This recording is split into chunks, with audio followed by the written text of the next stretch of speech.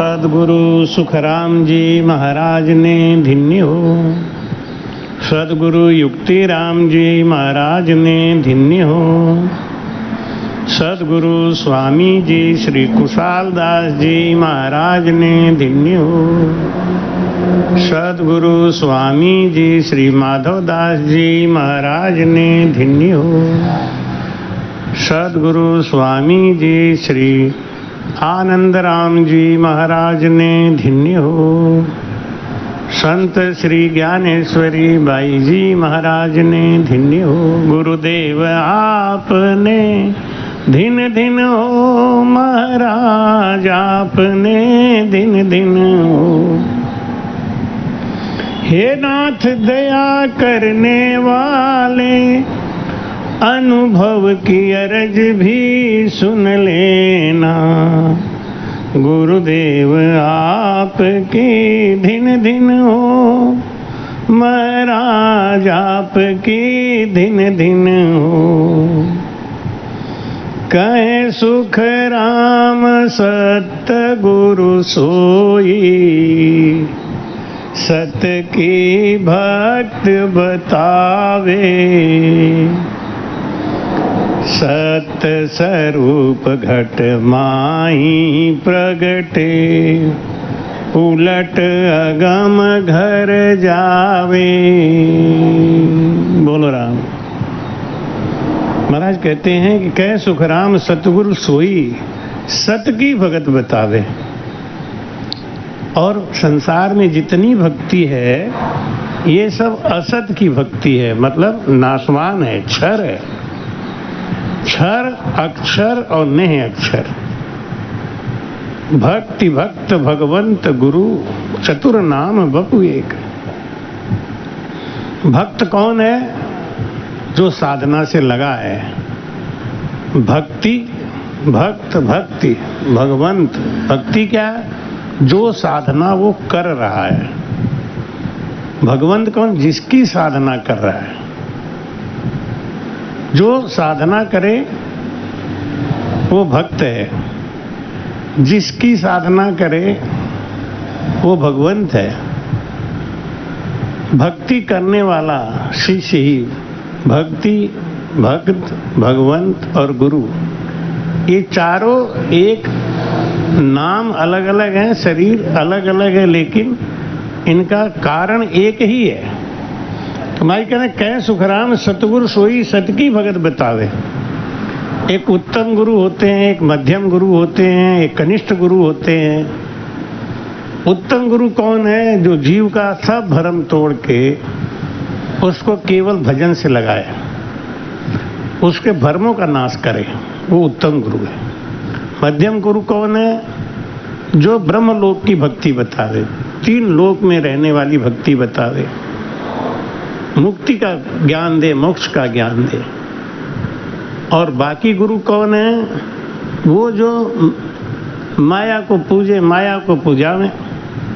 और सबसे निकृष्ट गुरु कौन है? जो तामसी भक्ति करावे।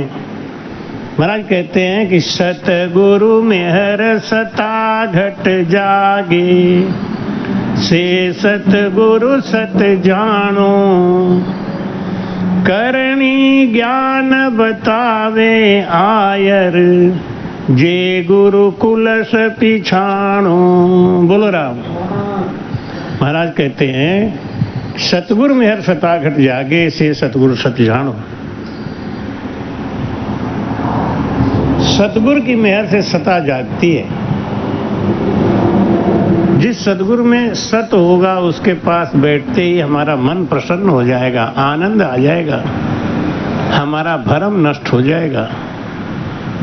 हमको ज्ञान हो जाएगा कि हम अभी तक गलती कर रहे थे, भटके हुए थे, अब मुझे सत ज्ञान मिला है। करणी ज्ञान बतावे आयर, जे गुरु कुलस पिछाड़ो। कोई करणी बतावे, कोई ब्रह्मलक की साधना बतावे। ये महाराज जी कहते हैं इनको ध्यान मत दो, इन्हें कुलस बोल दिया महाराज जी ने। मतलब इनको गुरु की संज्ञा नहीं हो सकती है। गुरु की संज्ञा, सदगुरु की संज्ञा तो उसको दी जाती है जहाँ महाराज कहते हैं कि जब तक 3 लोक के ऊपर नहीं जाएंगे तब तक हमको वो चीज यानी पुनरपि जननम पुनरपि मरणम के चक्कर से हम छूट नहीं सकते हैं। ये पक्की बात है कि चौथा पद मिलन की जग में सतगुरु एक उपाई, करणी सकल पद्धति जे की नाना विध कर भाई। बोलो राम, राम जोर से बोला करो। महाराज कहते हैं करणी सकल पद्धति जे की नाना विध कर भाई। ये कोई जप करावे, कोई तप करावे, कोई तीर्थ बतावे, कोई ध्यान बतावे, कोई साधना बतावे, मेडिटेशन करावे, ये सब कौन है? ये सब 3 लोक की भक्ति में रखने वाले हैं। इनका दोष नहीं है, क्योंकि इनको वैसे ही गुरु मिले हैं, उसी गुरु के आधार पे चले हैं। अब धारा तो सबकी एक ही थी शुरू में। जब सनकादि ऋषि ने ऋषभदेव जी को ज्ञान दिया, उसके पहले भी ये ज्ञान चल रहा था, लेकिन वो 3 लोक की भक्ति का ज्ञान था। ब्रह्मा विष्णु महेश आदि शक्ति और काल निरंजन, इनने मिलके इस जीव को बांधने के लिए भक्ति का भेद तो बताया और उसमें जीव को उलझा दिया कि रास्ता चाहे कितना भी सुंदर बना दिया, लेकिन लौट के तो हमारे ही नगर में आना है, ऐसा भेद बताया। लेकिन जब इस जाल को सनकादि ऋषि समझ गए कि पिताजी ने तो ये जीव को भटकाने के लिए रास्ता बनाया है, वेद भेद लवेद की भक्ति ये जीव को उलझाने के लिए है, सूक्ष्म वेद की भक्ति जब तक नहीं आती है तब तक हम उलझे ही रहेंगे। और जब सूरदास की नगरी में कोई आंख वाला जाता है तो सबको बताता है कि भाई आपकी नगरी में तो बड़े अच्छे अच्छे सुंदर लाल कमल के फूल तालाब में खिले हैं, उनकी सुगंधी कैसी आ रही, जोरदार गुलाब के फूल हैं जो लाल लाल खिले हैं। सूरदास सब के सब नाराज हो जाते हैं और वो कहते हैं कि ये पागल मेरी नगरी में कहाँ से आ गया, जिसको लाल समझ में आने लगा। लाल क्या होता है जी? लाल होता ही नहीं कुछ। क्यों नहीं लाल होता? क्योंकि हम नहीं जानते, इसलिए। अब लो, मतलब आंख वाले का दोष क्या है बेचारे का? आंख वाला जो देख रहा है वो बता रहा है, लेकिन सूरदास को जो सुहाई दे रहा है वो समझ में आ रहा है, सूंघने में आ रहा है, वो भ्रम में है। जब वो थोड़ी दूर निकल जाते हैं तो सुगंधी नहीं आती, तब वो कहते हैं कि अब ये फूल नहीं रहा। फूल तो है लेकिन हम दूर चले गए ना। कितनी बड़ी बात है, आप सोचिए। हम खुद दूर जा रहे हैं, सुगंधी हमसे दूर जा रही है, और हम क्या कह रहे हैं कि सुगंधी नाम की चीज है ही नहीं। एक कुआं के मेढक के पास कोई मानसरोवर का मेढक कूदता फांदता आया और कुएं में गिर गया। वो निकलना ही चाह रहा था, इतने में कुएं वाला मेढक बोला, भैया तुम कहाँ से आए हो और अब क्यों निकल रहे हो? मेरे साथ रहो, मैं इस कुएं में कई वर्षों से हूँ, मुझे बहुत आनंद है, बड़ा सुख है। मानसरोवर का मेढक बोला कि नहीं नहीं, मुझे बहुत व्याकुलता हो रही है, मुझे यहाँ रहने में कुलस हो रहा है, ऐसा कुढ़न हो रही है, मुझे अच्छा नहीं लग रहा है, मैं भागूंगा यहाँ से, मैं निकल रहा हूँ। उसने कहा भैया ऐसा कौन सा तुम्हें जगह मिल गया है कि जो इससे भी अच्छा है? उसने कहा मैं मानसरोवर से आया हूँ। मानसरोवर क्या होता है? वो कहता है आप मानसरोवर नहीं देखे हो, मानसरोवर में अमृत के समान निर्मल जल है, बहुत मीठा जल है। वो कहता है आप पागल हो, इस कुएं का जल कितना मीठा है और कितना बड़ा है ये कुआं। कहता अरे पागल नहीं बदो, कुआं बड़ा नहीं है। ऐसे तो मानसरोवर में पता नहीं कितने कुएं बन जाएंगे। अच्छा, कैसा है कुआं, कितना बड़ा है आपका मानसरोवर? तो कुएं के मेढक ने हाथ फैला के नाप दिया, कहा देखो इतना बड़ा होगा। वो बोला नहीं भाई बहुत बड़ा है। तो उसने दोनों हाथ फैला दिया, अब इतना बड़ा होगा। नहीं भाई इससे बहुत बड़ा है। तो वो पूरे कुएं में लेट गया और लेट के बोला अब इससे बड़ा तो हो ही नहीं सकता, क्योंकि मैंने तो पूरा कुआं ही नाप दिया और मैं भी मेढक हूं, तुम भी मेढक हो, मुझसे बड़े हो तो तुम हो नहीं, तुम क्या समझोगे? उसने कहा नहीं भाई ऐसा नहीं है, इससे बहुत बड़ा है। तो वो मेढक बोला हाथ फैलाया पैर फैलाया, फैलाया सब गात, मान सरोवर नहीं रे भैया कहन सुनन की बात। बोलो राम। महाराज कहते हैं मेढक बोला मान सरोवर नहीं रे भैया कहन सुनन की बात। तो जिनको गुरु मिले हैं ब्रह्मलोक के, शक्ति लोक के, माया लोक के, त्रिकुटी के ऊपर 13 लोक है, कहीं कहीं 9 लोग कहते हैं लोग, लेकिन ये सब माया के ही लोक हैं। हम लोग आजकल बहुत वाद विवाद करते हैं कि त्रिकुटी के आगे कितना लोक है, कौन कौन सा लोक है। अरे तुम्हें जब उसमें जाना ही नहीं है, जिस शहर को हमें जाना ही नहीं है उसका पता पूछने से क्या फायदा है? और किसी ने बता दिया तो आप बहुत ज्ञानी है, नहीं बताया तो मूर्ख है। आपने कभी सुना पहले के जो संत थे केवल एक ही चीज को पकड़ लिए थे और वो था सांसों सांस राम राम का भजन। जितना समय हम लोग बहसबाजी में और एक दूसरे को नीचा दिखाने में खर्च करते हैं, अगर उतना समय हम सचमुच में रगड़ के भजन करें ना, तो हमारा अंतर ज्ञान खुल जाए, हमारी ये इंद्रियां, हमारा ये मन जो बहिर्मुखी था वो अंतर्मुखी हो जाएगा और हम निर्भय हो जाएंगे। महाराज कहते हैं कि ज्यों विज्ञान उपन्या निर्भय बैरी सिर नहीं कोई, जो विज्ञान उपजा निर्भय। अब जिसको ज्ञान आ गया ना, अब उसके सामने कोई बैरी नहीं रहा। हम उसको अपने कसौटी पे नहीं तौलते, हम हर समय अपने कसौटी पे रहते हैं। यूं सतस्वरूप पद वो चौथे, धारे बिरला कोई।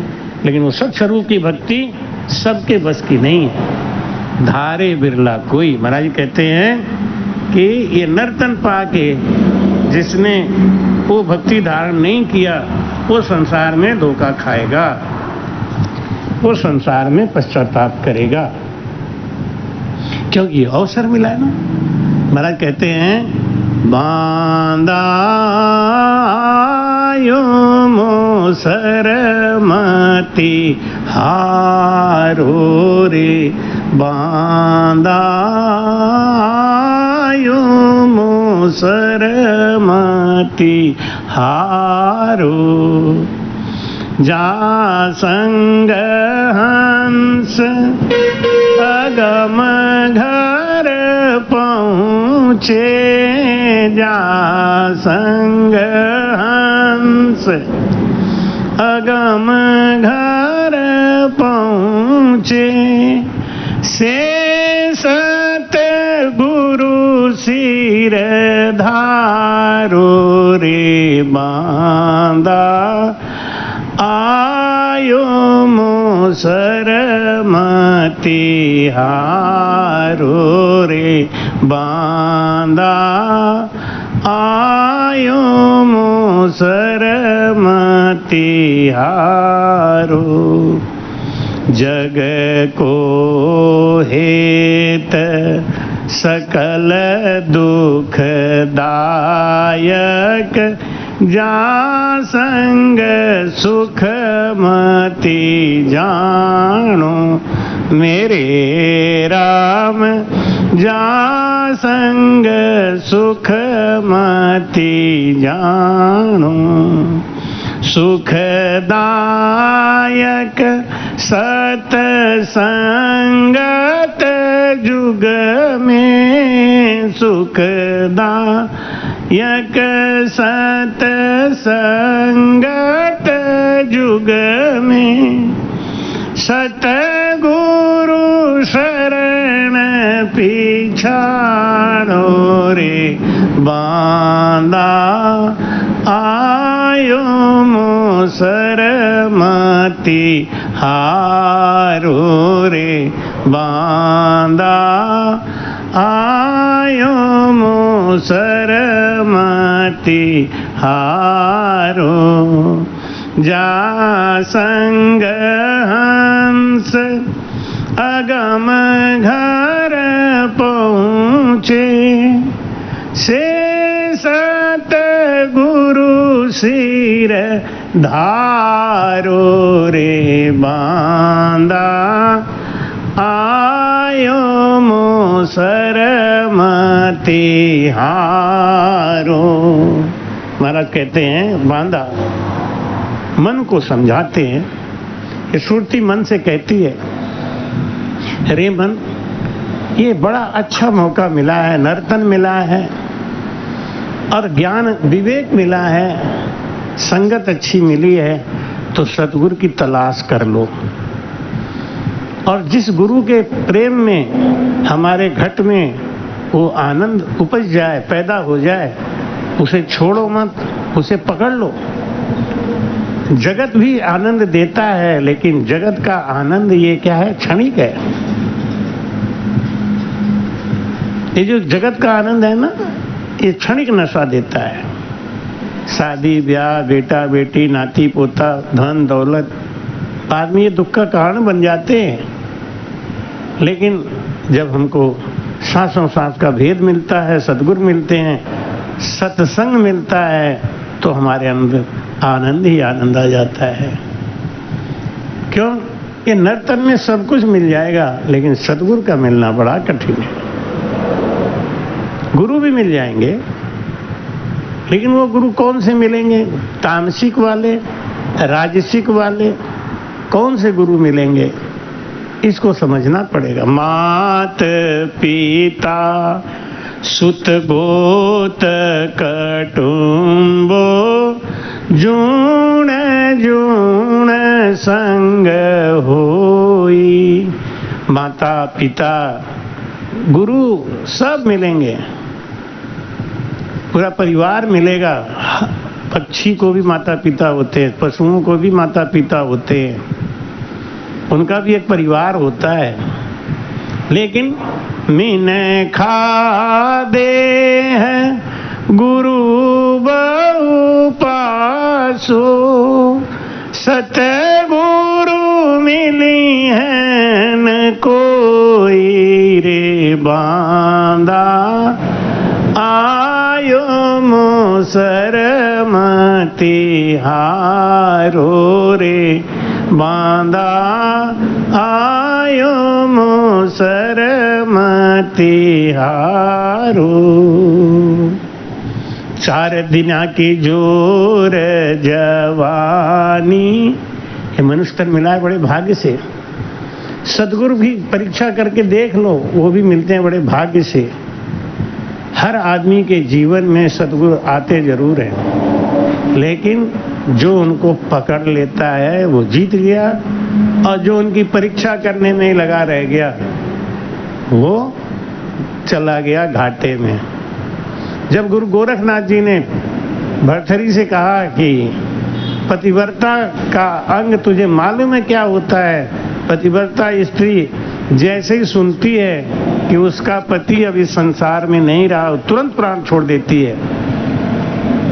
भरथरी पागल, उसने परीक्षा लेने की सोच ली। उसको इतना ज्ञान नहीं कि अगर परीक्षा में पिंगला निकल गई, पास हो गई, तो फिर दोबारा पिंगला नहीं मिलेगी। क्यों? जब भरथरी ने परीक्षा दिया और कहलवा दिया कि परीक्षित, भरथरी को शेर ने फाड़ के खा लिया है, इतना सुनते ही पिंगला का प्राण चला गया। अब वो पतिव्रता तो थी, ये बात तो प्रमाणित हो गया, लेकिन पिंगला तो नहीं मिलेगी ना। ऐसे ही समय पे सदगुरु जब हमको मिलते हैं तो अगर हमने उसका फायदा नहीं उठाया तो सदगुरु तो चले जाएंगे, लेकिन बाद में हम यही चिल्लाएंगे, अरे वो तो सतगुरु थे, वो तो सतगुरु थे। तो खाली यही बोलो, सतगुरु धन्य हो, सदगुरु धन्य हो, सदगुरु धन्य हो, बोलते रहो। हमारे गुरु ऐसे थे, हमारे बोलते रहो। तुमने उसका फायदा उठाया क्या? तुमने।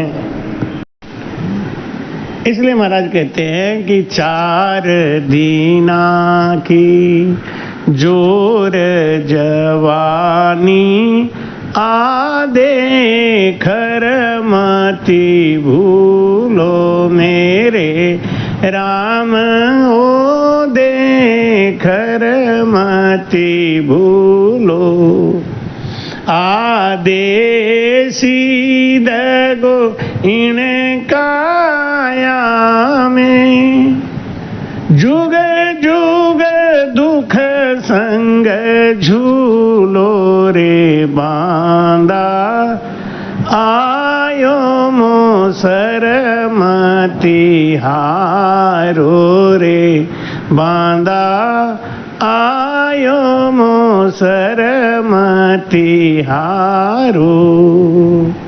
4 दिना की जोर जवानी, शरीर में ताकत है ना, तो उस ताकत का सदुपयोग करो। शरीर में सुंदरता है, ताकत है, बल है, ज्ञान है, विवेक है, इसका सदुपयोग करो, नहीं तो ये जल्दी से जल्दी ढल जाएगा।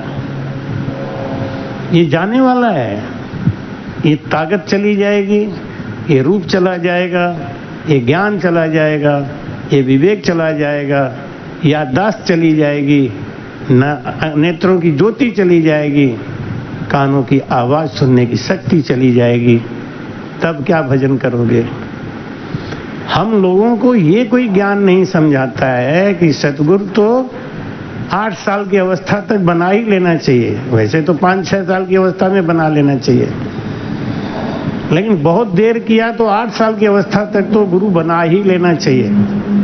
माता पिता वो धन्य है जो अपने बच्चों को 8 साल की अवस्था तक पहुंचते पहुंचते उनको गुरु के चरणों में डाल देते हैं। उनसे गुरु महिमा, ब्रह्म स्तुति, सतगुरु शता के अंक का पाठ, भजन, वाणी जी का पाठ कराने का अभ्यास डालते हैं। लेकिन हम उनको किस में डालते हैं कि इंग्लिश का पोयम याद करो, ये याद करो, ऐसा करो, वैसा करो। ये सब तो जगत के लिए काम आएगा ना, लेकिन जब ये लड़का बूढ़ा हो जाएगा तब उसकी क्या कमाई हो गई, उसका ध्यान रखना चाहिए ना। 4 दिना की जोर जवानी आ देकर मत भूलो, आदेशी दगा इन कायाने। ये जितने अंग है ना, ये हमको दगा देने वाले हैं। आज आंखों से अच्छा दिखाई दे रहा है, ये दगा देने वाला है, कल को चश्मा लगेगा। कान में मशीन लगा लेते हैं, चेहरे पे झुर्री ना पड़े इसके लिए दुनिया भर का इंतजाम करते हैं, लेकिन फिर भी ये सब होता है, होगा। 3 लोक लग माया कांची और सगत लग भाई।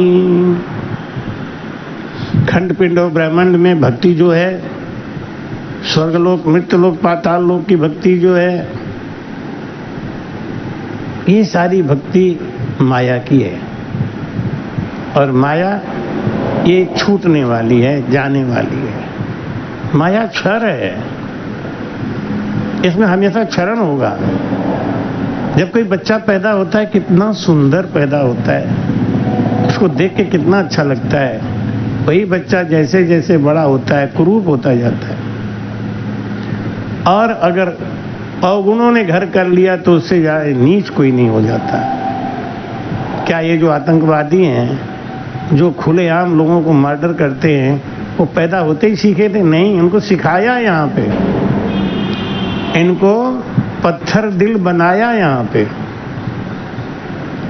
हमारे सनातन धर्म में अहिंसा परमो धर्म, चींटी भी मर जाए तो राम राम करेंगे। लेकिन कुछ धर्म ऐसे हैं जहां पे उनको सिखाया जाता है कि सर्वाइवल इज द बेस्ट। आपको संसार में रहना है तो सबसे बढ़िया आइडिया यही है कि आप दूसरे को सर्वाइव मत करने दो। जब दूसरे आपसे पीछे रहेंगे, नीचे रहेंगे, तो आप सर्वाइव करोगे। ऐसी शिक्षा नीति जहां हो वहां पे सुख शांति मिलेगी क्या? लेकिन वो भी चले जाते हैं। मजे की बात यह है कि उनका भी आतंक कब तक रहेगा? भगवान राम ने विश्वामित्र से कहा कि रावण को क्यों मारूं, वो मर जाएगा। विश्वामित्र ने कहा मरना तो है ही है उसे, वो तो मरेगा, लेकिन उसके मरने का योग आपके हाथों से है, इसलिए आपको मारना है। तो भाई कहते हैं कि इस काया को जो तामसी वृत्ति है ना, ये धोखा देती है, दगा देती है, और हमारी तामसी वृत्ति इस काया को नाश कर देती है और हमको 84 में डाल देती। जुग जुग दुख संग झूलो रे, बांधा आयो मोसर मति हारो। भाई कहते हैं कि 3 लोक लग माया कांची और सगत लग भाई, जहां लग ज्ञान तिके सब कांचा, मत मानो जग मोई। महाराज कहते हैं जग मत मानो जग माई। संसार में आके इन बातों को मत मानो। क्यों? ये सब एक दिन ऐसे ही हो जाने वाले हैं। ये कितना भी सुख मिले, कितना भी सुख मिले, लेकिन वो छोड़ना तो पड़ता ही ना। हम कहीं जाते हैं तो हमारी व्यवस्था बहुत अच्छी लोग करते हैं, बड़ा सुख देने का प्रयास करते हैं, लेकिन क्या उस सुख में मैं हमेशा रह सकता हूँ? मुझे आना ही है और मुझे अपने इन 4 आश्रमों में आनंद लेना है। ये अपना निज का घर है। इसलिए महाराज कह रहे हैं आपसे क्या कि कहे सुख राम मान नर मेरी, ने अक्षर गम लीजे। उस ने अक्षर को जानो, उस ने अक्षर को पहचानो। अब ने अक्षर हमारे अंदर आ गया, इसका ज्ञान कैसे होगा हमको? शील साच संतोष और दया, ने अक्षर अगर आपके अंदर आ गया है तो ये 4 लक्षण आपके अंदर प्रकट होंगे। अगर ये नए अक्षर नहीं आया है तो ये 4 लक्षण आपके अंदर कभी भी नहीं आएंगे। लोग पूछते हैं महाराज हमारे अंदर सत्शब्द आया कि नहीं? बड़ा ताज्जुब होता है। लोग कहते हैं महाराज मेरा भजन बढ़ा दो, मेरा भजन आगे कर दो। क्यों कर दें भैया? भजन को बढ़ाया जा सकता है क्या? तो वो हमारे अभी हम सत्संग कर रहे थे नारायणपुर काशी में, बहुत बढ़िया सत्संग हुआ। तो उसका साउंड सिस्टम गड़बड़ था, शायद बाद में बदल दिया। तो उसका जो साउंड था वो बढ़ाने के लिए लगा हुआ था, ऐसे सरका के बढ़ाता था। तो मैं कहता था कि थोड़ा और बढ़ाओ, तो वो बढ़ा देता। फिर मैं थोड़ा और बढ़ाओ, तो वो और आगे बढ़ा देता। तो मुझे हंसी आ गई। आजकल के लोग ऐसे ही हैं। शिष्य तो हमारे जैसा कह रहा कि आवाज थोड़ा और बढ़ाओ, और जो बनावटी गुरु है ना, बहकाऊ गुरु, वो आवाज बढ़ाते भी हैं। ए लो ये बढ़ गया, ए लो ये बढ़ गया। कैसा भ्रम है संसार में। भाई कहते हैं कि नए अक्षर गम लीजिए, नए अक्षर की परीक्षा करो, नए अक्षर की परीक्षा करो। जैसे भृगु ऋषि ने परीक्षा लिया था और विष्णु जी की छाती पे लात मारा। विष्णु जी बोले महाराज आपको चोट तो नहीं लगी? महाराज कहते शीतल विष्णु समान। ऐसा शीतलता आया क्या अपने अंदर? जरा सी बात सुनी नहीं कि भड़ बीपी हाई हो गया और चेहरा लाल। निज नाम आया है क्या? निरक्षर आया है क्या? निरक्षर बुद्ध जी को था, जिनको बदमाश ने मुंह पे थूक दिया और वो चुपचाप थूक को पोंछ के आगे निकल गए। साधु का स्वभाव सूप जैसा होना चाहिए। साधु ऐसा चाहिए जैसा सूप स्वभाव। कैसा? सार सार को गई रहे थोथा दे उड़ाए। अच्छी अच्छी बातों को पकड़े और थोथा छोड़ दे। हम लोग तो थोथा गुरु भी मिल जाए तो जिंदगी भर गुरु को नहीं छोड़ते। हमारे तो गुरु हैं, हमारे तो गुरु हैं। अब ये क्यों? क्योंकि हमने सुना है कि गुरु एक बार किया जाता है। हाँ, एक बार करना चाहिए गुरु, बार बार नहीं करना चाहिए।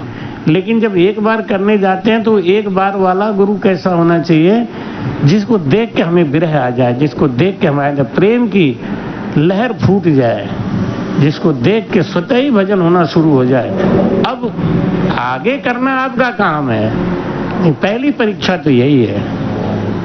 पहली परीक्षा में गुरु हमारे पास आया, चल के आया।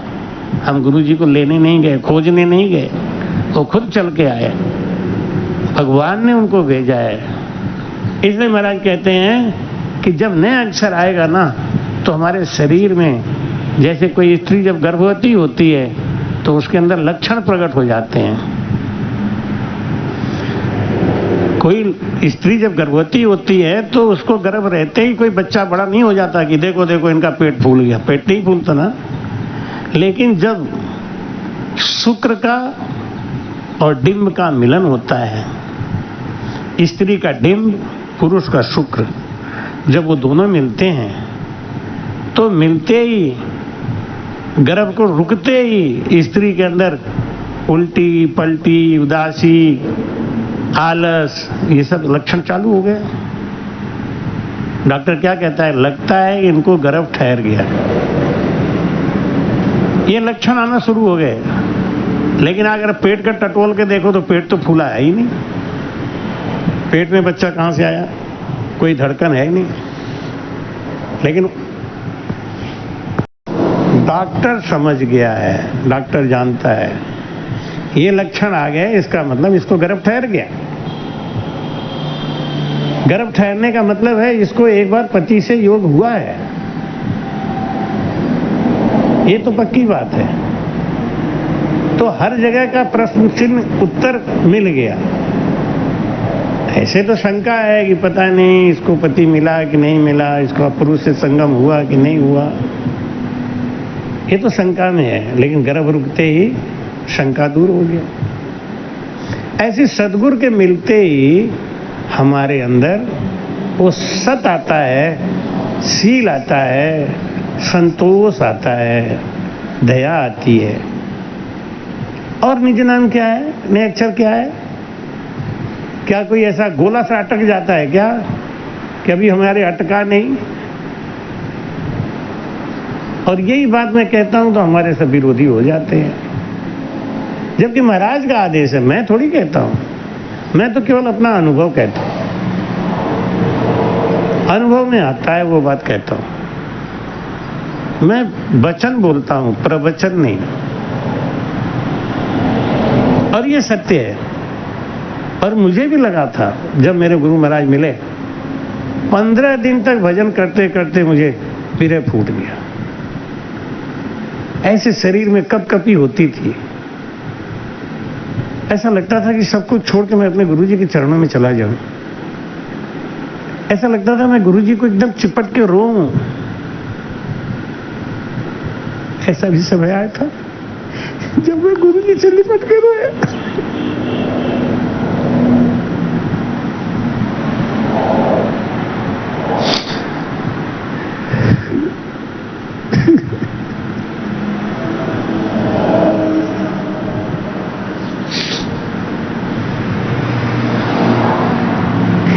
आजकल के लोग कहते हैं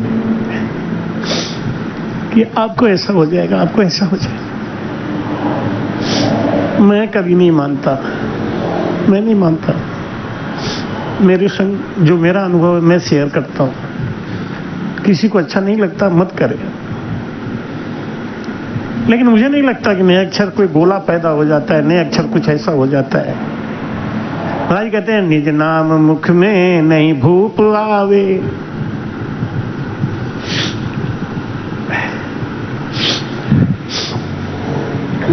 निज नाम क्या है? जब हमारे गुरुजी हमको मिले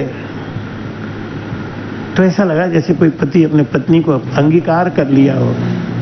ऐसन पगलिया लिहलन अंग से लगाई, सब छुड़ाई दियलेना। पाप पुण्य क गठरिया पकड़ गिराई दियलेना। जब शिष्य गुरु से कोई पर्दा नहीं करता, जब स्त्री अपने पति से कोई पर्दा नहीं करती, तब उसको निज नाम जागता है। पाप पुण्य क गठरिया पकड़ गिराई दियलेना।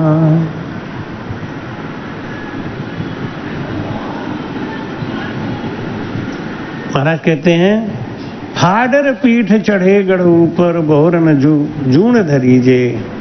हाडर पीठ चढ़े गढ़ ऊपर।